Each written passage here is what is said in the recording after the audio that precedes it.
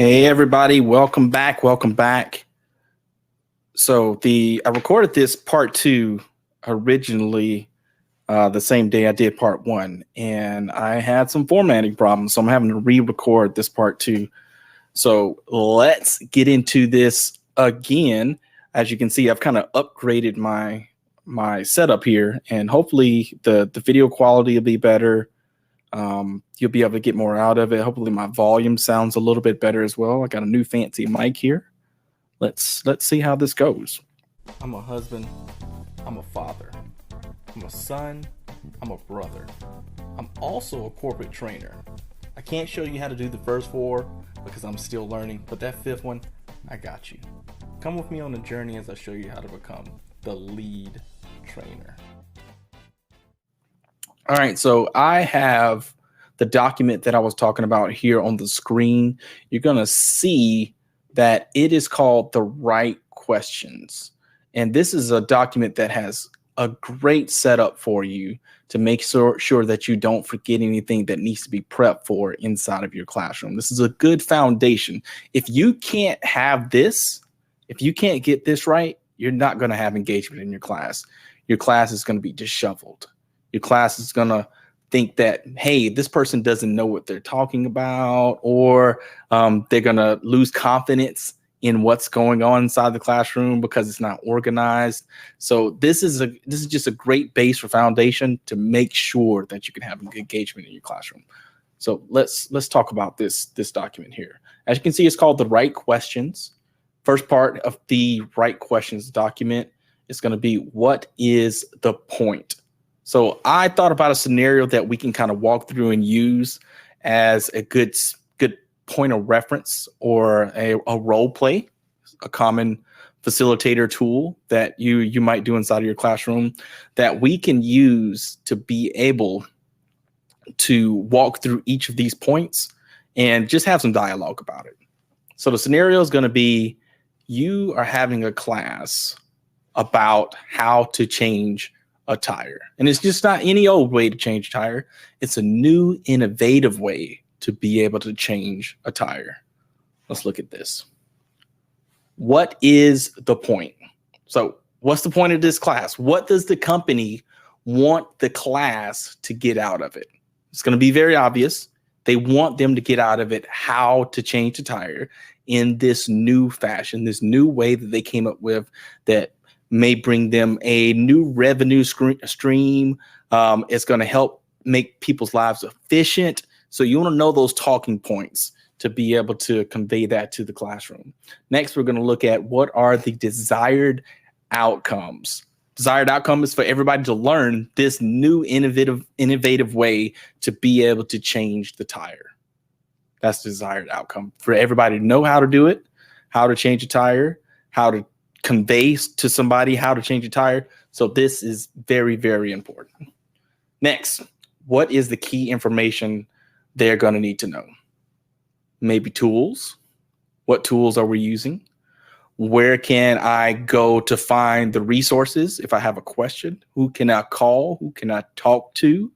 What type of vehicles is this going to work on? So this is the key information that you may need to know for this possible scenario. But for your class, figure out what is that key information that you're going to have to convey to your audience.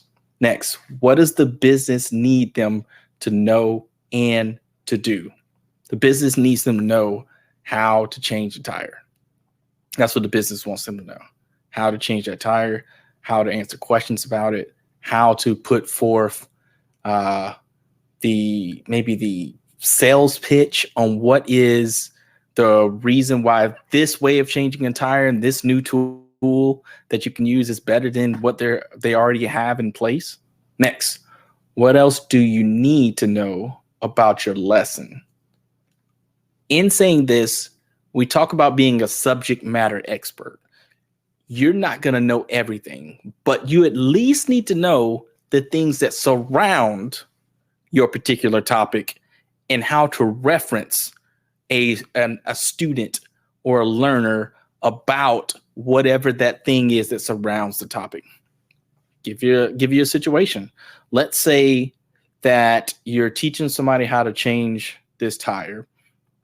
And it is a special circumstance where the lug nut may be different. We don't have the lug nut key to be able to change the tire. Then who am I going to contact? What am I going to do to be able to do this new innovative way if I don't have the lug nut key? So you need to know that some tires, in fact, a lot of tires have lug nut keys, and sometimes people lose them. They may lose the lug nut keys, so they might not be able to take off that tire as easily as you may have planned. So what do we do in those scenarios? Who am I going to call? What am I going to do to be able to still service this particular customer? So very important to know. All right, going down to the next topic here is going to be the learner. So who are they? This is important because you've got to know, hey, do I have a learner who is new to the company? Do I have a learner who is very experienced in the company on the other side? So if you have a learner that is really new to the company, let's say they're new to working in this business as well, then you might have to communicate things differently to this particular learner than you would communicate to somebody who's a seasoned vet, who's been doing changing tires or servicing cars for a really long time. You're going to have two different dynamics when it comes to teaching somebody. So you got to be able to communicate to people in different ways and understand that about your particular learner. And there's some methods. We're going to have a whole topic about that when you have such different demographics in your class when it comes to experience. So we're going to have a conversation about that later on. But this is the reason why it's important to know who are they. Next, what is their role, experience, and background? It ties into what I was just talking about. What is their current role? So you might have different roles inside of your classroom.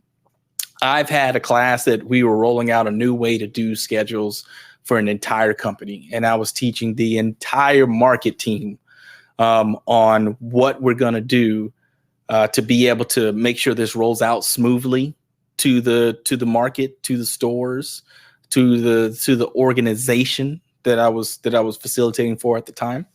And I had some senior management in that classroom. I had some HR management inside of the classroom. I had some lower level management inside of that classroom. So you're going to have different levels, and each one is going to be there for a different purpose. Let's say you have a situation where you've got some senior management that's over the whole state. They may just want a surface level knowledge of what's going on with this, let's say, changing of scheduling. So you might have maybe a lower level management who is going to be looking for more than a surface level knowledge. They may want more in-depth knowledge about how to move this associate to this particular time slot. How can they take those time slots themselves when they're open shifts? So you've got to know your audience and what they're looking for, because you might have a diversified class when it comes to levels, and you need to be able to communicate what that person wants to know when you may be teaching to different senior management or different levels inside of your learning environment. All right, next thing you're going to see here. So what do they know? This is very, very important. If you have a learner that really knows everything about this particular topic already, maybe they were part of the test group to be able to roll this out, or maybe you have a learner that knows nothing about a topic. They didn't even know that this was a thing that was coming to the company. And so you've got to be able to convey information to that learner in different ways. And so you want to make sure your class is rolling smooth, but you don't want to have it so that one of your learners who is super versed in this is not engaged in the class because they already fully know everything. You might want to do something like engage that learner by getting them to possibly help on a particular topic, to be able to explain a particular subject with changing the tire. Let's say that you have a learner that is fully versed in how to do this already, but you have a learner who knows nothing about the topic. You want to be able to communicate the information that you have prepared for both learners. Maybe try a facilitator trick where you're going to involve that person who is fully versed already in helping you with a particular topic of the class. Let's say you have a student that is fully versed in how to do whatever it is already. In this situation, it is how to do this innovative way with changing a tire. Let's say there's a new piece of equipment and this person can speak to their experience already with this new piece of equipment. And they can give, hey, this is the good things I've seen from it. This is the bad things that I've seen from it. And you can ask that question, hey, Johnny, could you give us your own personal experience with using this piece of equipment to be able to change the tire? And they will be engaged and they feel, hey, I'm actually getting to speak on my experiences and I'm able to help people out with this. So that's another way you can engage people when you have two different levels of learner inside your classroom. All right, next thing you're going to look at is, what do they think they know? This ties into what I was just talking about. You may be getting that person engaged in your classroom. They may have information on the subject already, but you want to make sure that they're not giving bad information or there's a misconception they might have about the particular topic. I'll give you an example. Let's say you have that person again who is very versed, but they have been looking up information on the internet, maybe that they've heard about this machine, or they may be looking up information on the internet that they have heard about other people's experiences. And they start communicating that information inside the classroom. And let's say if it's wrong information, you need to make sure that you're able to correct that information in a way that doesn't hamper that learner's participation in the classroom, but still you don't allow the wrong information to get out and be accepted as truth by learners who don't know. So that's something that's very important as well. So what do they think they know? Make sure that you're able to push back on those misconceptions, and still not disengage your learner. So very important. What else do you need to know about your learner? So extra things you may need to know about the learner.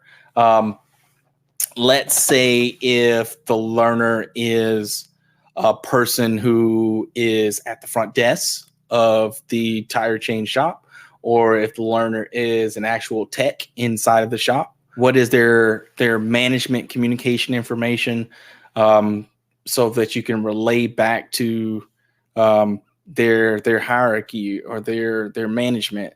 Hey, this person was really engaging in the classroom. This person was really not engaging in the classroom, so that you can be able to answer those things. So there's so many different things you can learn about your learner, but this is just for you to be able to delve in to remind you of that. All right, let's go to the next step. You're going to see location here. Where am I delivering my classroom? What tools do I need? So we talked about this before. 3 different places that you could possibly be facilitating inside of a virtual classroom. Second place could be inside of a physical classroom. Third place could be actually in the place where the job is done, whatever that job may be. In retail, it might be the sales floor. At let's say a tire changing shop, it would be inside of the bay. That's some place you might go to be able to really facilitate what this topic is. So you need to know what place you're going to be facilitating, because it's going to require different tools and different approaches. When you're teaching virtually, we all know that you're not in person, so you can't physically hand somebody a document. You might have to communicate with them by sending them. My current company I work for, we use Slack a lot to be able to send information, and you might be able to send that link to a person in Slack if you're talking to them virtually, if you're facilitating in a virtual classroom. So that's just an example of, hey, there's going to be different things I need to be prepared for depending on what type of environment that I'm facilitating in. Next thing we're going to look at, what can I do to optimize my training space? I'll give an example for virtual. If you're teaching virtually or if you're facilitating virtually, a lot of times you're going to see with virtual training, you're going to have a lead trainer, and then you're also going to have a producing trainer. These two roles may intertwine or they may switch depending on how the company that you're currently working for decides to handle that. Then you're going to have a producer who is going to be there to do the back end stuff for the class, who's maybe sending out the documents while the lead trainer is facilitating, who may be answering chat questions while the lead trainer is facilitating, who may be organizing breakout rooms in the virtual classroom while the lead trainer is facilitating. So that is one way you can optimize your training space to make sure that you're prepared for a virtual classroom by having a lead trainer and also having a producing trainer. That way you can tag team and give the best virtual experience for the classroom that you could possibly get. The next topic we're going to talk about is, what time will I deliver my lesson? There's a mistype in here that I've never noticed. Oh my gosh. It's funny how your brain can just fill in the spaces sometimes with what you know should be there. This is an example of that. So what time will I deliver my lesson? Very, very important, especially when you're teaching in the virtual classroom. If you have some East Coast students mixed in with some Central Time students, you've got to be on top of that to communicate to your learners, hey, we're starting at this time. If it's 8:30, but your Central Time students are at 9:30, I guarantee if you don't address this, they're going to come in, it's going to be an hour late. You're going to be looking for these students because they're getting on 8:30 on their time, which is 9:30 for the East. So you're going to have just all kind of mess up, and then the students are going to miss some stuff. The students, you're going to think they're absent. So this is very important to be able to get this time frame right. Make sure you communicate out your information about when your class is supposed to start. Make sure you put Eastern Time or Central Time, Pacific Time, whatever it might be. Very, very important. It's happened to me on a few occasions. And even though you may try to be as super clear about this as possible, it's still going to happen. So put your best foot forward to make sure that you get this time frame right for your students and for yourself. Don't be late to class. It's going to look so unprofessional. They're going to lose trust in you as a professional. You don't want that to happen. So make sure that you're on time. Very important to just make this not a thing. All right, last thing. Are there multiple presenters for your class? This can happen in a couple different ways. First, what I was talking about before, lead trainer and your producing trainer. If you have a lead trainer, you need to know what courses, what topics that you're going to talk about, and you'll talk about that with your producing trainer as well, because sometimes your producing trainer may need to step in because your lead trainer has a meeting to go to. That happens a lot. That happens a lot right now. Your lead trainer may have something to go through, or you just want to share the volume. Also, there could be presenters coming into your class that might be subject matter experts on a particular topic, and you want to make sure that you're prepared for that as well. You make sure that you schedule the time that they're supposed to be there, and that you make sure or try your best to make sure that your facilitation, the flow of your facilitation, coincides when your presenter is supposed to be coming in talking about whatever the topic may be. For the changing tire situation, you might have the person who developed the technology coming into your classroom, and you want to plan that out. So, hey, they're going to be here at 10:30. I know I need to be talking about this particular subject at 10:30. Let's say if they're late, what am I going to do in that particular situation? Have a plan for it so that you can know what's going on. So very, very important. All right. So good stuff, everyone. This is it's just a really, really good document to be able to have and keep you on track and keep you prepared. If you want to have this document, you can screenshot it if you wanted to, or I can send it to you. theleadtrainer@gmail.com. Send me an email, and I'll forward you this document as well. That's all I got for this. I appreciate everybody taking the time to be able to watch this video. Please like and subscribe. I want to continue this content, and I need your support to be able to do that. Y'all know how YouTube works. I'm going to be putting out videos on a weekly basis. I'm going to try to get at least 2 videos out per week. So that's my goal right now. And maybe we can make this thing a full-time thing for me. We never know. We never know, but I need help to do it, everyone. All right. Thanks so much. I appreciate your time. I hope everybody have a good day.